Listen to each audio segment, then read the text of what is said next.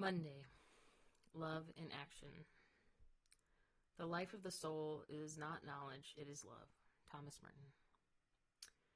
Well, I'm not a big fan of Christmas carols. I've never minded singing them, and there's something special about people through generations singing the same songs at the same time of year. For me, they don't have the same trigger as certain worship songs that often imply that if we just trust God and worship God enough, everything will be okay. At the same time, Joy to the World doesn't really feel appropriate when your soul is gutted by the loss of a child. However, the song that inspired the title of this book is one that truly stirs my soul every year, and this past Christmas Eve was no different. My favorite lines in O Holy Night are these. Truly he taught us to love one another. His law is love, and his gospel is peace. Chains shall he break, for the slave is our brother, and in his name all oppression shall cease. As much as my faith has shifted and some of our dreams have been shattered, I still hold on to these deeper truths. He taught us to love one another. His law is love. His gospel is peace. Each and every day I see the power of love manifested in healing community.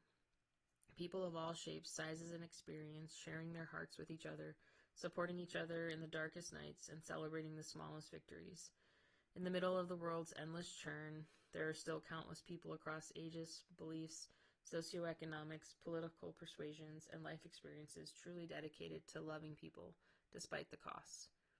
There are so many community organizers, activists, caregivers, nonprofit leaders, first responders, and caseworkers laboring tirelessly to serve people, change unjust laws, and practice the law of love. It's easy to forget when we see a seemingly never-ending cycle of hate, injustice, oppression, and pain, but it's something from which we can borrow hope.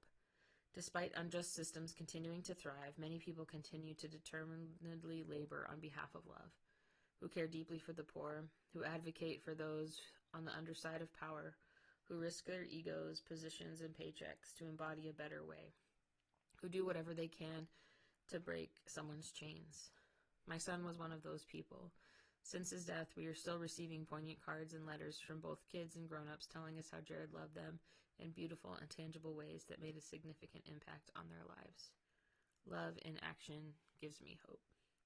Where are you seeing love in action?